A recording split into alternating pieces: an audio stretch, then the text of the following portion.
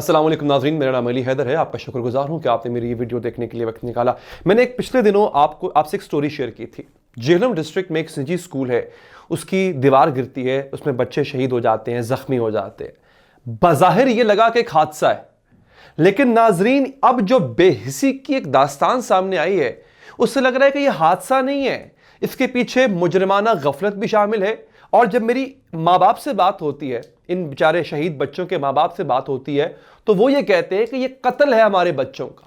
کس طرح قتل ہے یہ میں آپ کو بتاتا ہوں، اور بے حسی اپنے کتنے عروج پر ہے یہ بھی آپ کو بتاؤں گا. دوستو، یہ ایک ایسا واقعہ بن چکا ہے. اب مجھے اس بات پہ حیرانی ہے کہ حکومت کہاں ہے، اس کا نوٹس کیوں نہیں لیا جا رہا.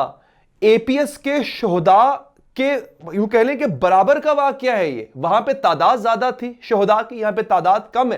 لیکن وہاں پہ کیا ہوا تھا کہ گھروں میں اطلاع پہنچی تھی کہ آپ کے بچے مارے گئے. یہاں پر کیا ہوا، ماں باپ موجود تھے، اسکول کے احاطے میں موجود تھے، بچے سامنے بیٹھے ہوئے تھے، اور ان ماؤں کے سامنے ان کے بچے دم توڑ گئے، وہ مائیں کچھ کر نہ سکیں. تو یہ میں پوری کی پوری ڈیٹیل آپ کو بتاتا ہوں. ہوتا کیا ہے، ہوتا یہ ہے دوستو، یہ جو نجی اسکول ہے اس کو باقاعدہ علاقے کا ڈسٹرکٹ ایجوکیشن آفیسر اس کو جرمانہ کرتا ہے. اس کی وجہ یہ ہے کہ یہ اسکول ان رجسٹرڈ ہے، اس اسکول کو رجسٹرڈ ہی نہیں کروایا گیا. یعنی یہ اسکول بما اس کی عمارت انلیگل ہے، ناجائز ہے. جب کوئی عمارت یا اس جگہ کو جب انلیگل یا ان رجسٹرڈ قرار دیا جاتا ہے نا ناظرین، تو وہاں پر موجود ہر ایکٹیویٹی کو انلیگل تصور کیا جاتا ہے، غیر قانونی تصور کیا جاتا ہے، کیونکہ آپ نے یہ کام بلا اجازت کیا. ایک دوسرا یہ اسی اسکول کر 1122 نے اپنی رپورٹ دی تھی. یہ تمام ڈاکومنٹس میں آپ کو دکھا بھی رہا ہوں ساتھ ساتھ. 1122 نے رپورٹ دی اور انہوں نے اس اسکول کی عمارت کو غیر محفوظ قرار دیا تھا. اور خاص طور پہ وہ جو دیوار جس میں شگاف پڑا ہوا تھا، آپ ان کی عقل کا تقاضا دیکھیے، اندازہ کیجئے کہ ایک شگاف پڑی دیوار کے سامنے پینڈال بنا دیا، سٹیج بنا دیا، بچوں کو بٹھا دیا، شامیانے لگا دیے، شامیانوں کی جو رسیاں ہیں، جو اس کی جو سہارا ہے، وہ اس ٹوٹی ہوئی دیوار سے دے دیا. اور میری کچھ پیرنٹ سے بات ہوئی تھی، انہوں نے کہا کہ انہوں جب تفتیش ہو رہی تھی اور وہ جو شامیانے والے ہوتے ہیں، ٹینٹوں والے، انہوں نے بتایا کہ ہم نے ان کو بتایا تھا یہ دیوار کمزور ہے، یہ نہیں سہ پائے گی اتنا بوجھ، اس کے باوجود انہوں نے وہیں پر شامیانے لگوائے. آپ دیکھیں اس کا نتیجہ کیا ہوا. کئی بچے زخمی، ٹیچرز زخمی، اور 2 بیچارے بچے جو ہیں معصوم سے بچے وہ شہید ہو گئے. اچھا، ان کو فائن ہوا دوستو 4 لاکھ روپے کا. اتنا بڑا اسکول، اس 4 لاکھ روپے کو بھی 4 مہینے کی قسطوں میں انہوں نے ادا کیا. اور آگے جو چیز میں آپ کو بتانے جا رہا ہوں وہ آپ کا مزید دل ہلا دے گی کہ یار یہ کس طرح کے لوگ ہیں. جو اسکول کی پرنسپل ہیں، پرنسپل صاحبہ، وہ اتنے بڑے واقعے کے بعد وہ ناران کغان چھٹیاں منانے چلی گئی ہیں.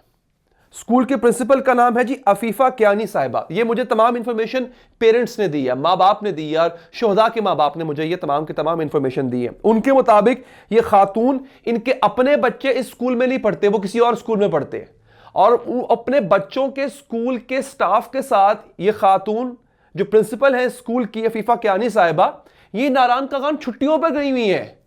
اور یہاں پہ آپ دیکھیں کہ ماں باپ کو کوئی دلاسا دینے نہیں آیا. جو مالکان ہیں اسکول کے وہ دبئی رہتے ہیں. اور جب میں نے گفتگو کی ماں باپ سے، والدین سے، کیا حالت ہے بیچاروں کی اس وقت، اس ماں کی حالت دیکھی ہے آپ نے. انہوں نے کہا کہ ملاقات تو دور کی بات ہے، دبئی سے مالکان نے فون کر کے تعزیت کرنا گوارا نہیں کی. یا آپ یہاں سے اندازہ لگا لیں ان پتھر دل لوگوں کے سینے میں دل نہیں ہے. ایک تو ان کے سینے میں دل نہیں ہے، دوسرا ان کو خوف نہیں ہے. اگر خوف ہوتا نا کہ قانون کا شکنجہ ان کے گلے تک آئے گا تو یہ کبھی اس طرح، یہ سب پیرنٹس کے گھر کے باہر کھڑے ہوتے ہیں اس وقت. ان کو چونکہ خوف نہیں ہے، انہیں پتہ ہے اس بات کا کہ قانون ان تک نہیں پہنچے گا. قانون اتنا کمزور ہے، یہ طاقتور ہیں، یہ بچ نکلیں گے. یہ جہلم ڈسٹرکٹ، یہاں پہ منسٹر صاحب ہیں یہاں کے، فواد چودھری صاحب، وہ تک نہیں آئے. کوئی ایم این اے، کوئی مقامی ایم پی اے ماں باپ کے گھر نہیں گیا افسوس کرنے کے لیے. 2 جملے بولنے ہیں، کیا ان کو کیا یہ افسوس کرنے سے ان کے بچے واپس آ جائیں گے؟ لیکن کم سے کم دلاسا ملتا ہے کہ حاکم وقت میرے ساتھ کھڑا ہے. وہ تحریک انصاف جس کا کام انصاف دلانا تھا، وہ نہ ماڈل ٹاؤن کے شہداء کو انصاف دلا سکی. ساہیوال میں بچوں کے سامنے ان کے ماں باپ کو بھون دیا گیا تھا، وہ آج تک انصاف کے لیے در در ٹھوکریں کھا رہے ہیں، ان کو انصاف نہیں مل سکا. اور یہ بیچارے توقع لگا کے بیٹھے ہیں اس حکومت سے، اس تحریک انصاف کی حکومت سے. یہ جو اسکول کی پرنسپل صاحبہ جو کہ چھٹیاں منا رہی ہیں ٹھنڈے علاقے کے اندر، یا یہ جو کیا کہتے ہیں مالکان ہیں، انہیں کیا کس بات کا ان کو اتنا زوم ہے؟ اس بات کا ہے دوستو کہ ان کو خوف نہیں ہے، ان کو پتا ہے کہ کوئی کچھ ان کا بگاڑ نہیں سکتا۔ اب مجھے حیرانی اس بات پر بھی ہو رہی ہے کہ اس پہ مین سٹریم میڈیا بات کیوں نہیں کر رہا، اس پہ بات کیوں نہیں ہو رہی ہے اس موضوع۔ ٹھیک ہے آپ دیکھیں، آپ T20 میچز میں پاکستان اچھی کارکردگی دکھا رہے ہیں، آپ خوشیاں منائیں، لیکن کسی ماں کی گود اجڑ گئی ہے یار، اس کی بھی تو آپ بات کریں آخر۔ پھر میں نے آپ کو بتایا کہ 1122 نے رپورٹ دی تھی، انہوں نے بھی کہا کہ جناب جگہ سیف نہیں ہے۔ تمام رپورٹس کے باوجود یہ شامیانے لگانے والا جب آیا اس نے کہا کہ دیوار ٹھیک نہیں ہے۔ ایسی کون سی آفت آن پڑی تھی کہ آپ کو وہیں پر سٹیج لگانا تھا، آپ کو وہیں پہ میلاد کروانا تھا؟ یہ کیا کہ یہ کس طرح کا ثواب کمانا چاہ رہے تھے آپ کہ وہ بیچارے 2 بچے شہید کروا دیے؟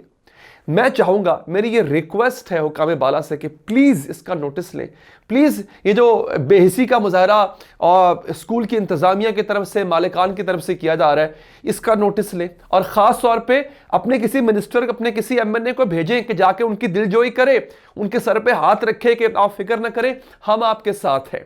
میری یہ اپیل ہے اور آپ سے اپیل ہے کہ اس پیغام کو آپ زیادہ سے زیادہ پہنچائیں۔